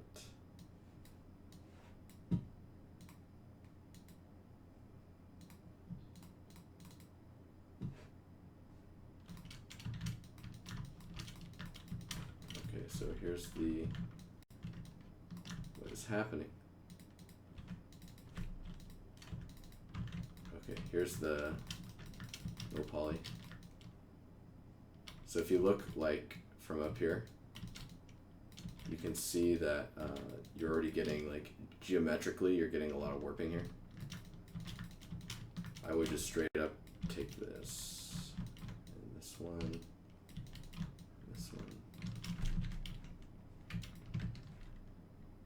put them in this mesh. this and all of that. Get that out and put it in this one as well. We'll hide this. Extrude this down. Okay. Yeah, it's crazy because like because of that you're not getting some of this stuff isn't lining up now. Let me think here.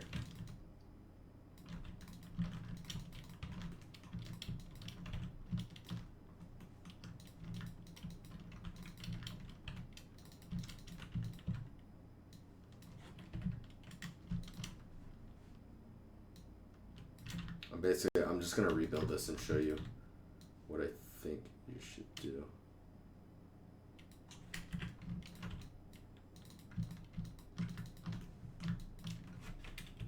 As long as you don't mind.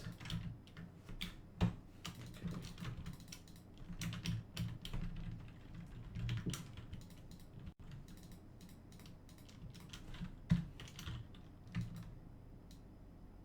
Just going to try and match this stuff really quickly.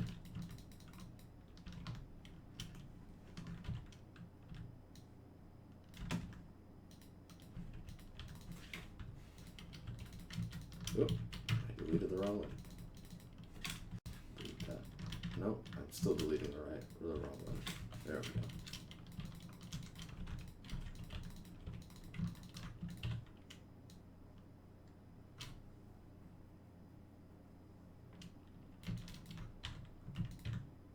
Hope this works. I'm like eyeballing this like no other. Okay. Got this mesh. Got this one. I'm gonna refresh the smoothing on this.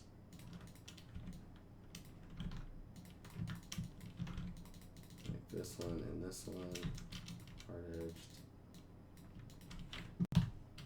Make those hard edged. Okay, so we're almost back to where we were before. I'm gonna take these guys. To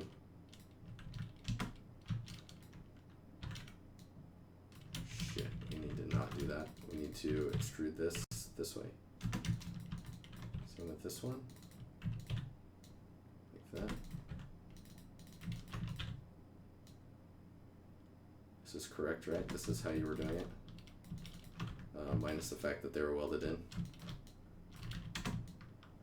Grab these. Hard edged. Okay, so this piece, we'll bevel this one pretty wide. We'll do like that. This one as well. We'll bevel here, but we'll bevel like twice, since the detail's so big. Reset that.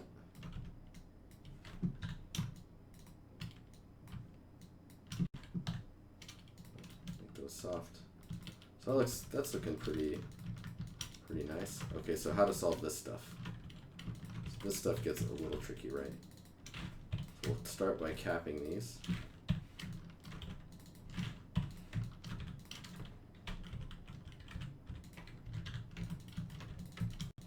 We'll go in and we will, what we're going to try and do is we're going to boolean these into this. Geometry.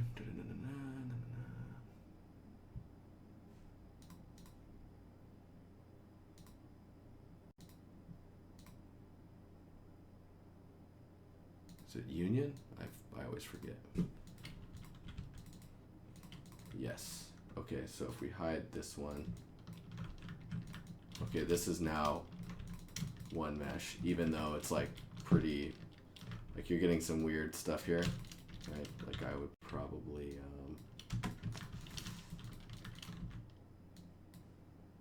start attaching things like this.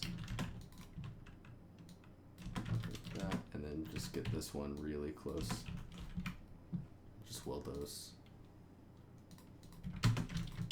So you would just go in, clean up edges, and triangulate it to try and Oops. Don't want that. Oh, that's a problem. Hang on here.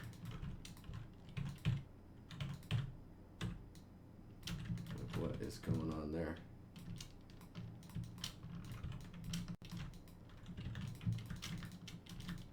So you're getting some weird stuff like this, right? And you're gonna want to correct those. It's just really difficult to do such a thing. Just because then you start changing the shape of the cylindrical piece. So for now, we'll just run with it. Yeah, like you're getting weird stuff here. Like I don't even know.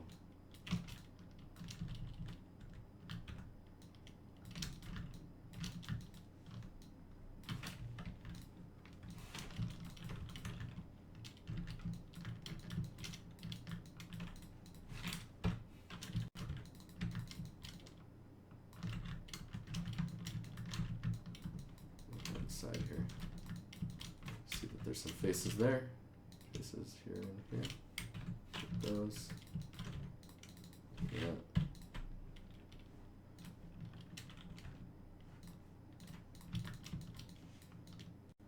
Ugh. Hang on here.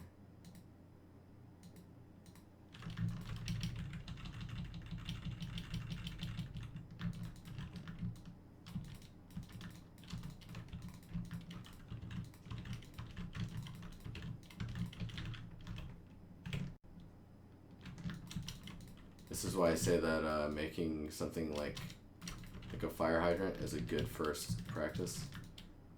Because man, oh man, do you have to solve some difficult things like this.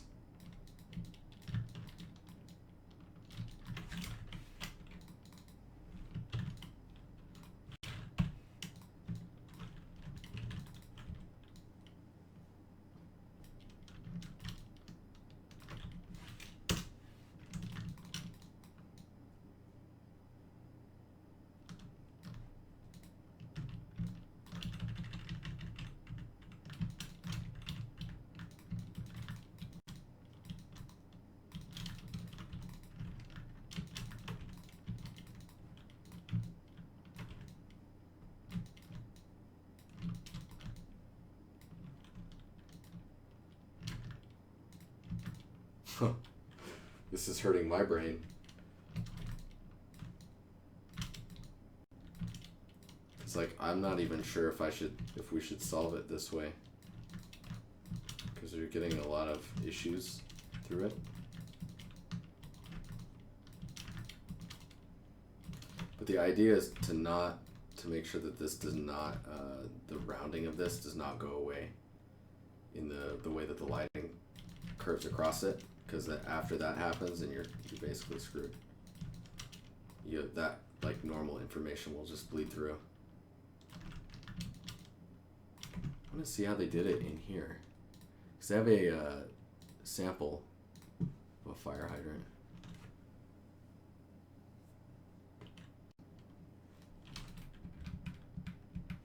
This fire hydrant's super good, but it's also using layered materials, so it gets.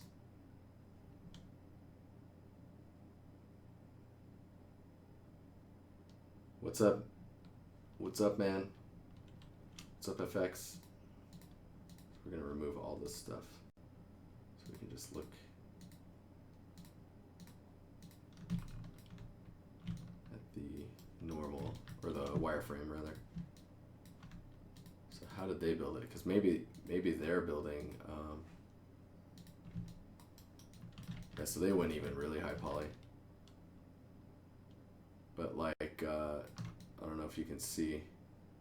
Whoa, it's crazy. Actually, we need to get rid of this.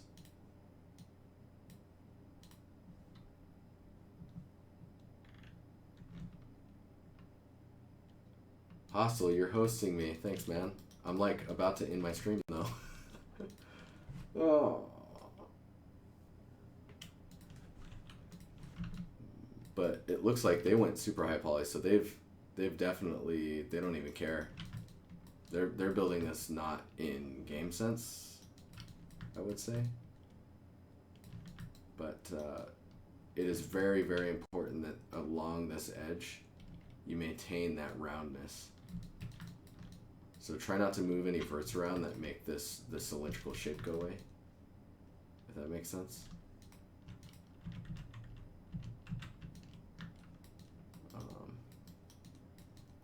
Other than that, yeah, see, they pulled out the shape here a bit to meld into that because that's kind of like a curved space. But this edge here is just following the shape. And it looks like they've added support loops along the outside to try and maintain the smoothing, which is super weird because I don't think they need to do that if they just bake it well. I'm trying to figure out why they would do that. I have no idea. But yeah, dude, this is a hard first one for sure.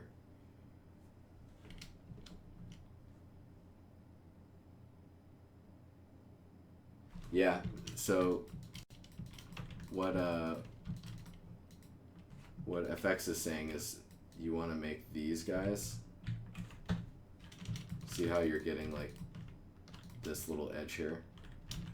He's saying that you need to what the hell? There we go. He's saying that you need to rotate these and try and line up to these edges as close as possible. That way you're cutting in a much more clean fashion. Like, see, now it's not lining up down here.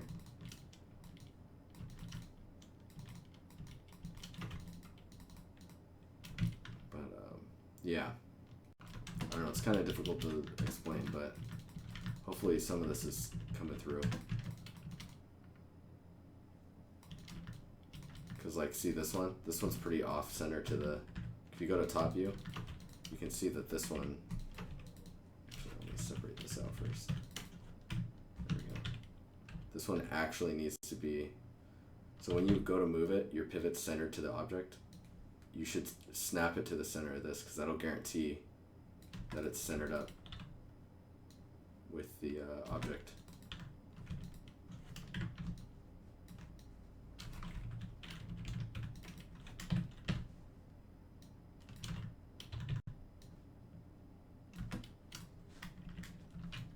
So that would have helped a lot, I think, centering that stuff up. Now that I think about it.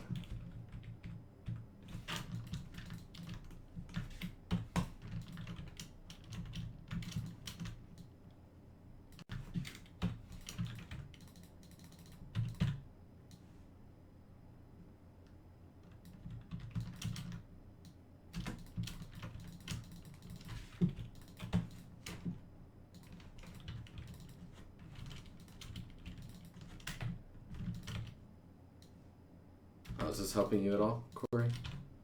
I hope it is.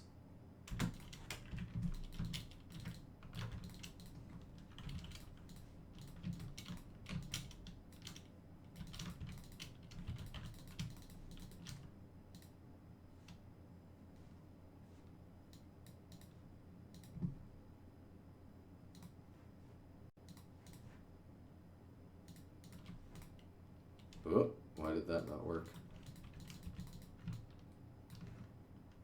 Oh no, it did. Alright, never mind.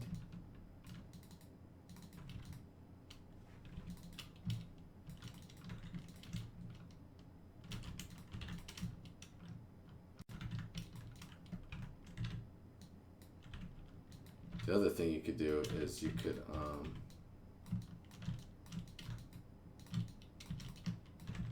do things like this, where you slice connect.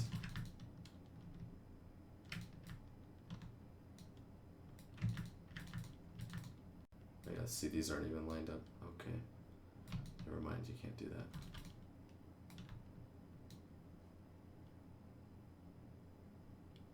Yeah, those are different heights. Anywho, you would slice connect these like this. Huh, I can't even delete that edge. That's great.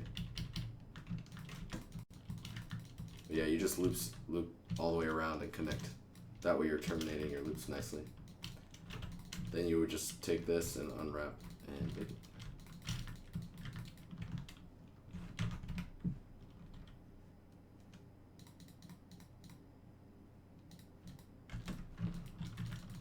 wonder if it'll let me do this. Yeah, if I like smooth this now, it gets all crazy because it doesn't know what to do with the. Doesn't know what to do with these. Obviously, these are n-gons, but see now we're getting edges here. Yeah, you would just need horizontal cuts to help connect everything around, because it's better to do horizontal cuts than it is to cut around or like connect to corners, because then you end up getting crazy smoothing issues like this one, and that's just because like the way it's triangulating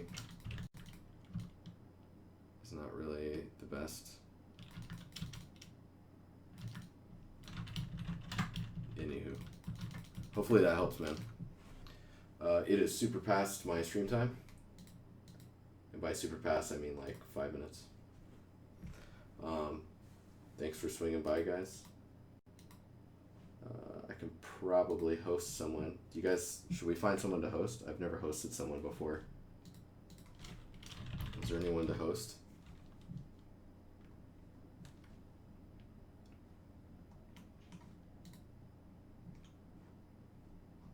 Where's creative? There it is.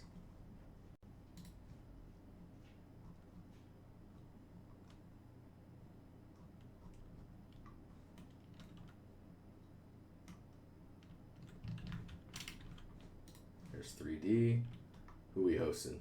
Who we hosting? Sing New. We're gonna host Sing New.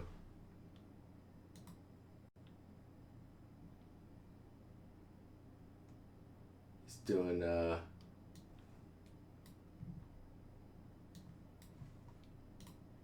Hey Latin, how do we host? How do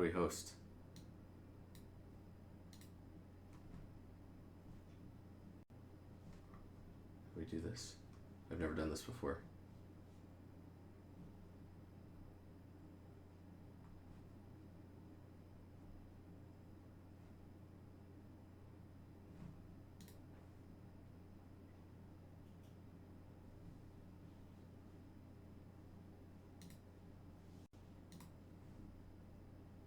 I have no idea. Thanks, man. DJ Bustinut, what is up? Welcome to the stream. D-Zag, hello. I see you, Pontus. Just chilling.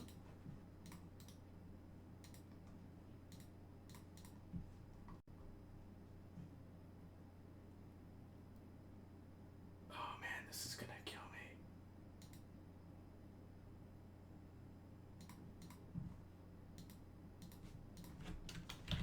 Ooh, that's a nice substance. How do you host someone on Twitch? Type host channel name into your chat. Ah, thanks, Binary. You're the best.